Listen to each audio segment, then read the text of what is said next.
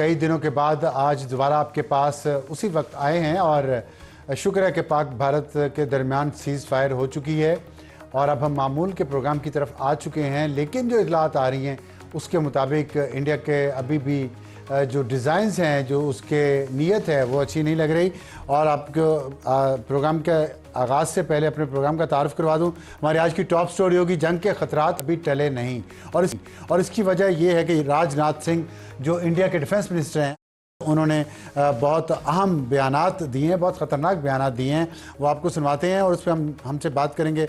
राना सनाउल्लाह साहब मुशीर हैं वज़ीर-ए-आज़म के। उसके बाद हमारा आज का हॉट इशू, हमारे आज के हॉट इशू में जनूबी एशिया में नया पावर बैलेंस क्या होगा, क्योंकि जो इस वक्त सूरत हाल है उसमें पूरी दुनिया ये कह रही है कि ये पाकिस्तान की स्ट्रेटजिक रीबर्थ है।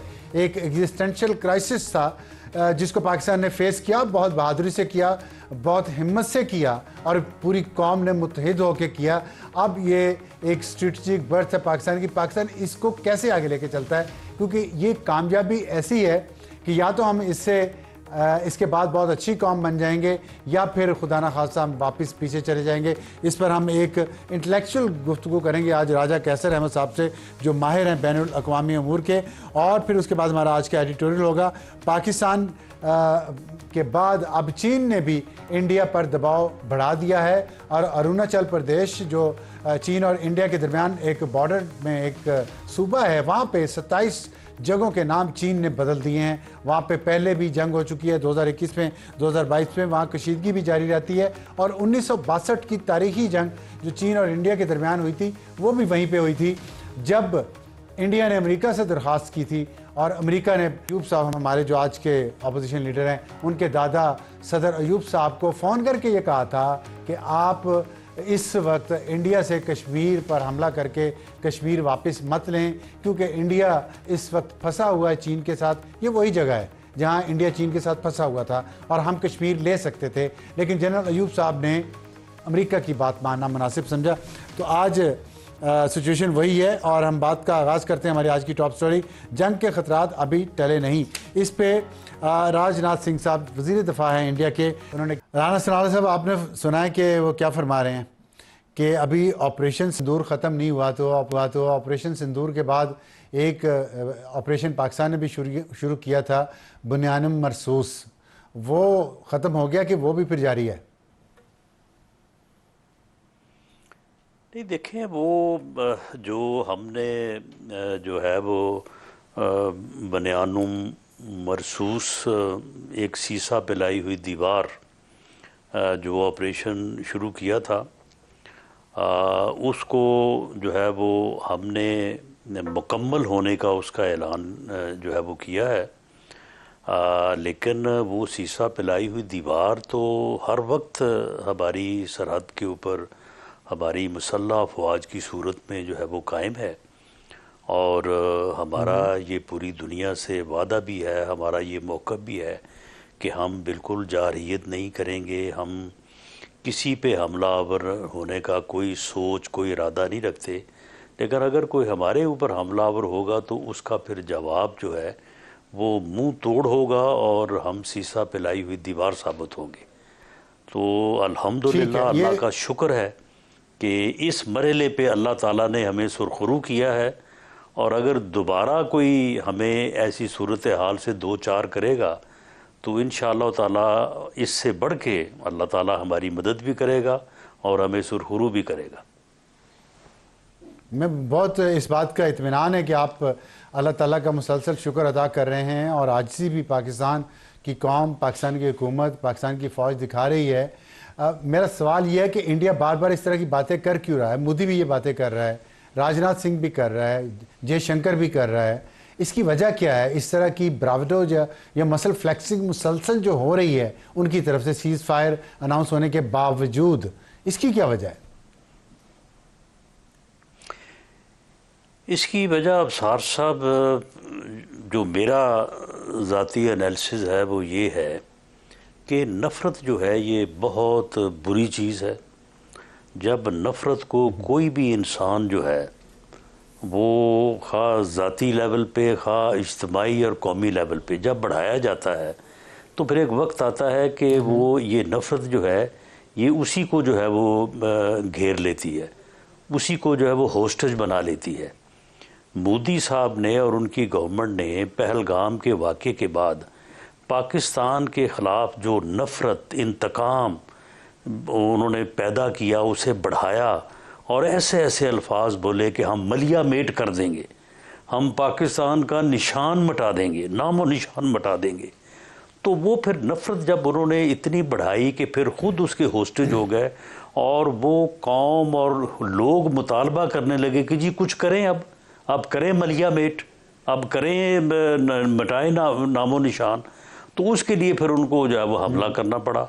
लेकिन जब हमला किया तो मलिया मेट तो दरकरार, वो ख़ुद मलिया मेट हो गया, ख़ुद इतनी हजीमत उठानी पड़ी कि अब उनको इस किस्म के बड़े बोल बोलने के अलावा उन्हें अपनी बचत नज़र नहीं आ रही। वरना लोग उनको वैसे तो जूते अब भी मार रहे हैं, लोग उनके ऊपर बड़ी शदीद तनकीद हो रही है।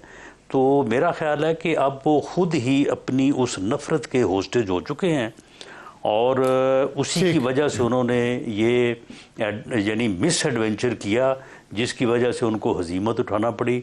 और अगर इसी में मुब्तला रह के वो दोबारा कोई मिस एडवेंचर करेंगे तो दुनिया की भी लान तान जो है वो उनका मुकद्दर बनेगी। और मेरा ख़्याल है कि जवाब में जो हजीमत है वो इससे बढ़ के होगी जो उन्होंने पहले उठाई है।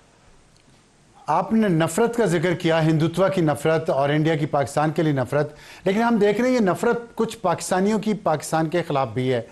पाक फ़ौज के ख़िलाफ़ नफ़रत है, पाकिस्तान की हुकूमत के ख़िलाफ़ नफ़रत है, पाकिस्तान के ख़िलाफ़ नफ़रत है। कहते हैं कि एक शख्स हो तो हो, अगर वो नहीं है तो पाकिस्तान भी बेशक न रहे।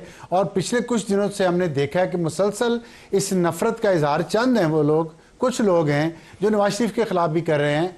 तो आप कुछ कौम को बताना पसंद करेंगे कि नवाज शरीफ का किरदार इस सारे क्राइसिस में बिहाइंड द कर्टन क्या रहा है? क्योंकि लोग ये जानना ज़रूर चाहते हैं, क्योंकि इतनी नफ़रत जो फैलाता है जो शख्स, उसके पीछे जाहिर है अपने डिज़ाइन तो होते हैं, लेकिन उसका जवाब कुछ ना कुछ तो आना चाहिए ना। देखें अबसार साहब, हमने तो उस वक्त भी जब वो नफ़रत फैला रहे थे और बरसे इक़्तिदार थे, हमने तो उस वक्त भी उनके ख़िलाफ़ नफ़रत नहीं फैलाई थी, लेकिन उनको चैलेंज ज़रूर किया था, ललकारा ज़रूर था। और जब आपका मुखालिफ बरसे इक़्तिदार हो तो उसे चैलेंज करना जो है वो उसका मज़ा भी है और वो दिलेरी भी है। लेकिन अगर मुखालिफ जेल में हो तो फिर मेरे जैसे बंदे के लिए तो थोड़ा बात करना जो है ना वो फिर थोड़ा मुश्किल होता है। लेकिन अब आपने बात की है तो मेरा इस बारे में एनालिसिस यही है कि उन्होंने जो नफ़रत पैदा की, उस नफ़रत के बाद में वो फिर ख़ुद ही शिकार हुए और वो नफ़रत जो है वो उन्होंने इतनी जवां कर दी, इतनी बढ़ा दी। वो गाली गलोच ब्रिगेड जो है वो जो उन्होंने तैयार किया, आप यकीन करें कि इस वक्त वो यानी गाली गलोच ब्रिगेड जो है ना, वही उनको जो है वो ले बैठा है। ना उनकी पार्टी में कोई डिसिप्लिन है, ना उनके बयानी में कोई रेगुलरिटी है। अभी तक वो लगे हुए हैं हर तरफ जो है ना, खिलाफ नफरत फैला रहे हैं, फौज के खिलाफ अभी भी नफरत फैला रहे हैं, मुल्क के खिलाफ नफरत फैला रहे हैं। नहीं अब बैठे हैं, नहीं अब अबसार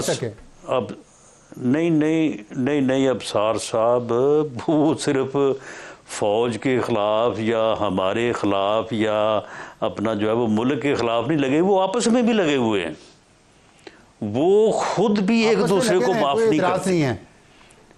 हाँ, लेकिन इंडियन मीडिया पे जाके तो फिर अमेरिका में कांग्रेसमैन के पास, यूके में जाके पाकिस्तान के खिलाफ लॉबिंग करना अभी भी, और मुसलसल यूट्यूब के ज़रिए या किसी और ज़रिए के ज़रिए पाकिस्तान के ऊपर कीचड़ उछालना, कीड़े निकालना कि नहीं ऐसे नहीं हुआ है, ऐसे हुआ है, पाकिस्तान छुपा रहा है, झूठ बोल रहा है। पूरी दुनिया का मीडिया कह रहा है कि पाकिस्तान ने इस दफ़ा बहुत अच्छे तरीके से हैंडल किया है, ट्रांसपेरेंसी रखी है इंफॉर्मेशन के फ़्लो में।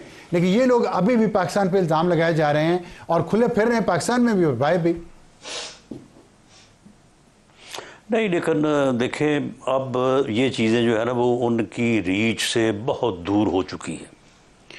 उन्होंने अमेरिका में जितनी लॉबी की, वहाँ पे फिर उन्होंने जो है वो हमारे अदारों के सरबराहों के ख़िलाफ़ लेजिस्लेशन करवाने की कोशिश की, करारदादें पास करवाने की कोशिश की, लॉबी की मुल्क के ख़िलाफ़ और रियासत के ख़िलाफ़।